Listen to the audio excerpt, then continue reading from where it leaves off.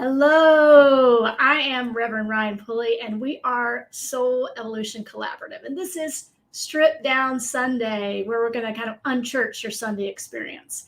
And so, welcome. We're thrilled that you have joined us, and maybe to offer some words of information, some spiritual upliftment, and hopefully maybe a new take on some of these amazing topics that we talk about in our own unique soul evolution kind of way. We always have to do something a little bit different. So we have stripped down our Sunday mornings to offer you a streamlined experience that hopefully fits your need in this moment. And we have a strong desire to bring this message of inspiration to the world at a time where we need it the most. And so the Soul Evolution Collaborative is dedicated to not only personal transformation, but communal evolution. So not just about our own stuff, which is so important to start there, but now how can we take these spiritual principles, this message, this teaching that we love so much, and actually apply it in our lives, and apply it in ways that actually facilitate a shift, a change, and a deepening not only of our own awareness, but the awareness of everyone around us.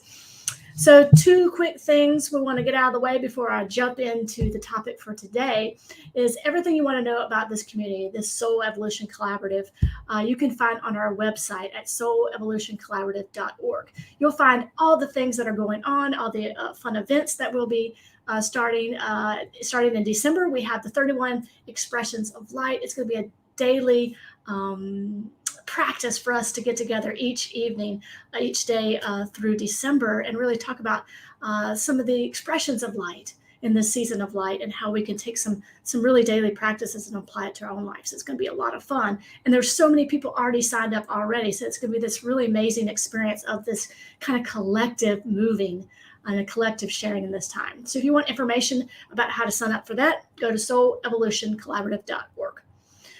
And always, communities like this are supported by people like you, by your time, your talent, your treasure, by your energy.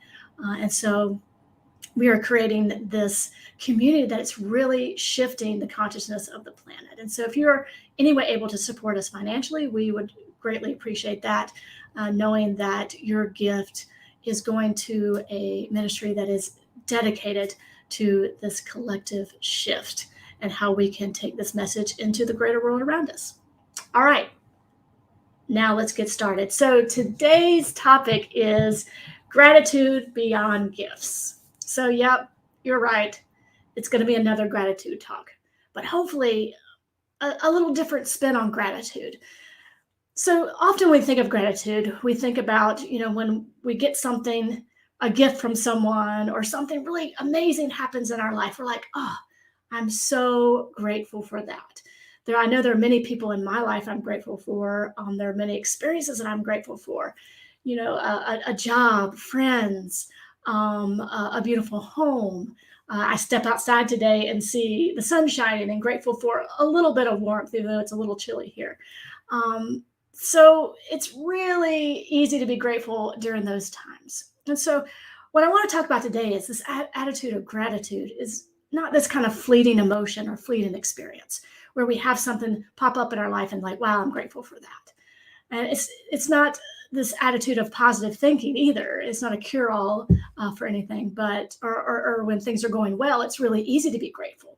So instead, we're going to talk about gratitude as a lifestyle, not gratitude just as an action or gratitude just as a day, since we've just had Thanksgiving, but really this understanding of gratitude as a lifestyle.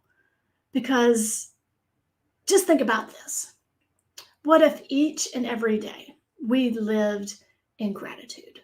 And not just for the things that are super amazing in our life, but for all the things. What if gratitude was our new default? Now, we operate on default thinking all the time. It's that kind of immediate response to situations. So if I have an interaction with someone that maybe is not the most pleasant, then sometimes my default reaction is one of defense, or one of wanting to be right, or wanting to be like it had the last word.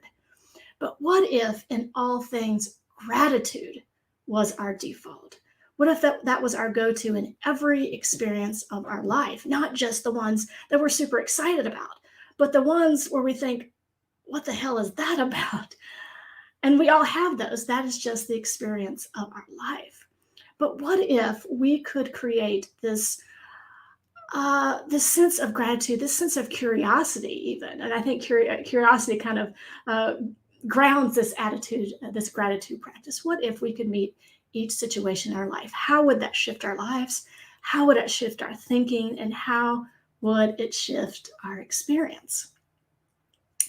So I think at the root of this idea of gratitude is really an openness to what is. So when I can sit in the space of an experience, whether it's an experience that is bringing me joy or if it's an experience that's bringing me challenge, if I can sit in that experience and allow it to be what it is, to practice this underlying power of curiosity, then it creates this space, it creates this openness, it creates this relaxing into the now.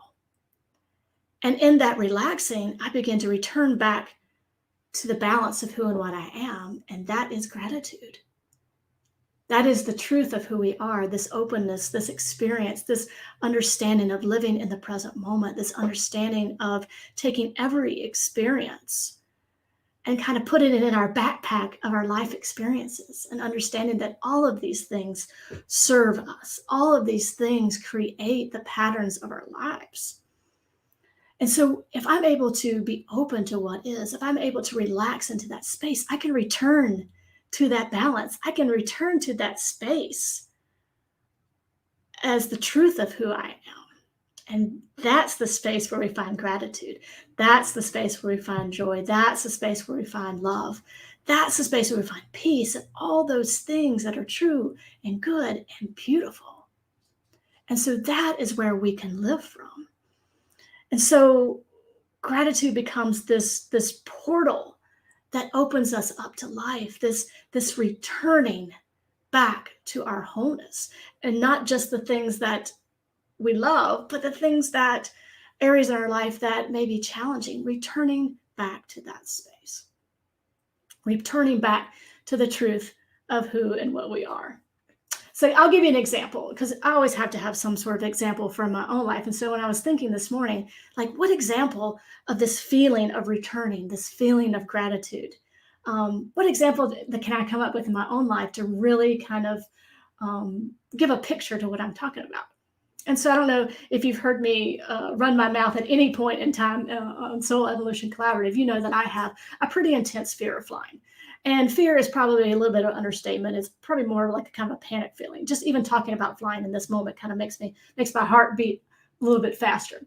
And so when I thought about flying, like, this is an experience that causes me like tremendous distress. And I'm like, how can I find a moment of gratitude in this experience? Well, I'll tell you. I find the greatest gratitude in this experience of flying is when I'm on the descent and now I have landed. And yeah, that sounds kind of funny. Of course, I'd be grateful that it's over.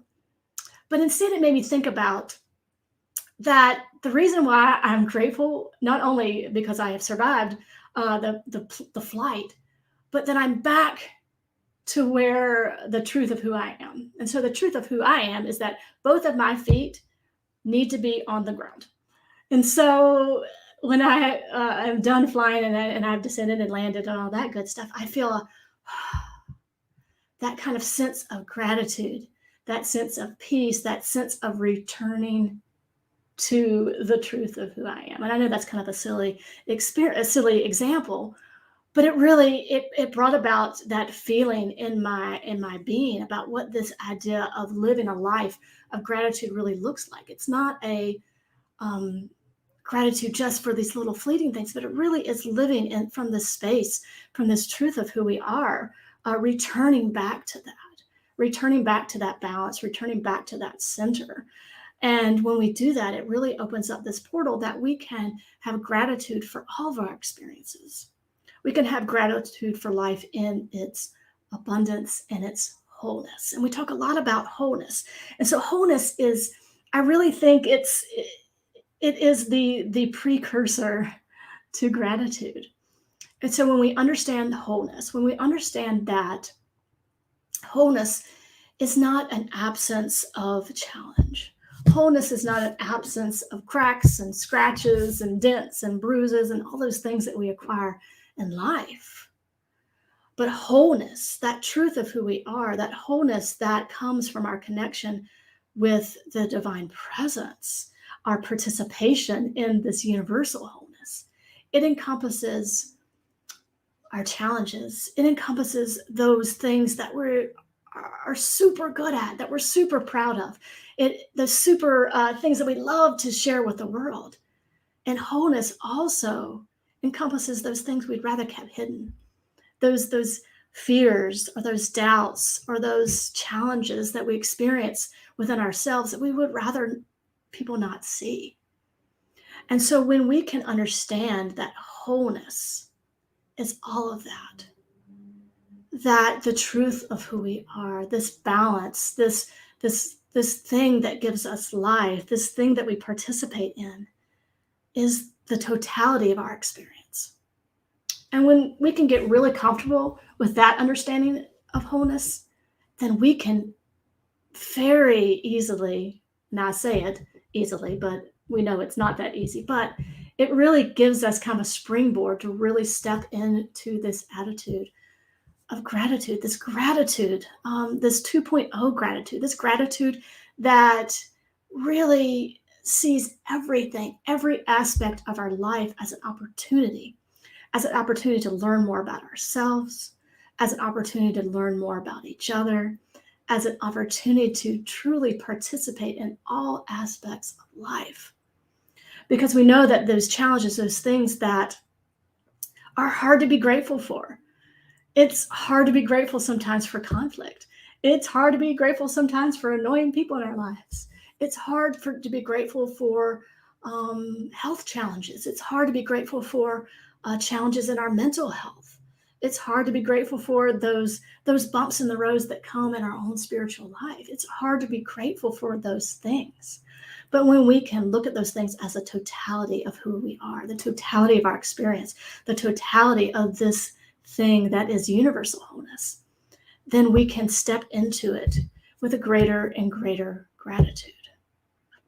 And so we often live in a society, and sometimes it's really hard to live this out in the world. It's really easy in the four walls of my house, but when I step out into the world, or I see things on TV or see things on social media, sometimes it's hard to be grateful. We live in a society that has us counting money and pounds and calories and steps and numbers of degrees and titles and initials after our names. But what if we got really rebellious and chose to drop all of that baggage and step boldly into gratitude? Gratitude for what we have, gratitude for who we are, how we are truly meant to show up in this world as authentic, as bold, and unwilling to compromise our truth. Then we can step and live with this attitude of gratitude. Not I'll be grateful when I get this, or I'll be grateful when this happens, or I'll be grateful when I lose this, or when I gain this. But instead, we can show up authentically. We can show up with a boldness that says, you know what? This is my truth. This is my authentic life. And this is a life of gratitude. And from this space, I can boldly step into anything. And I can really become an active participant in life. And when we do that, everything is from a sense of gratitude. And living this authentic life is our truest form of gratitude. And so Melody Beattie has a quote, and she wrote some books on codependency, and we all have that, I guess, in our lives at one point in time. But she had this quote, and it really hit me, just the transformative effect of gratitude. And she says, "Gratitude turns what we have into enough and more.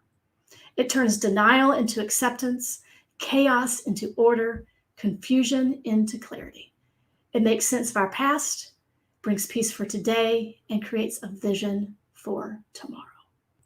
And that idea, that transformative effect of gratitude, really transforms everything we see. And it's not this be grateful for everything and just kind of this bypassy sort of way. But when we can really see our experiences as a totality of who and what we are, we can step into gratitude, knowing that this shifts our attitude, this shifts our awareness, this expands our understanding of who we are. And in this expansion, it creates a space for all to come in, knowing that everything is working for our good. Know that everything, it's kind of like the universe is kind of behind the scenes, moving the little pieces on the soundboard, getting it just right. And when we can understand that sometimes that just right is painful sometimes, and sometimes that just right is amazing. But with all those things in balance, it creates this truly authentic life.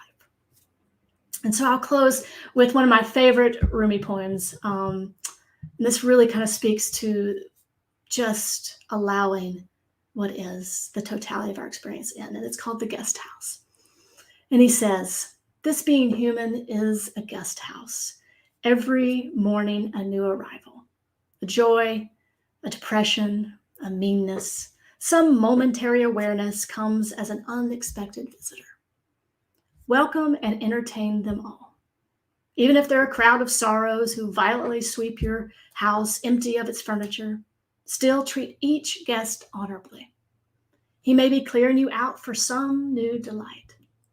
The dark thought, the shame, the malice, meet them at the door laughing and invite them in. Be grateful for whoever comes, because each has been sent as a guide from beyond." And so it is.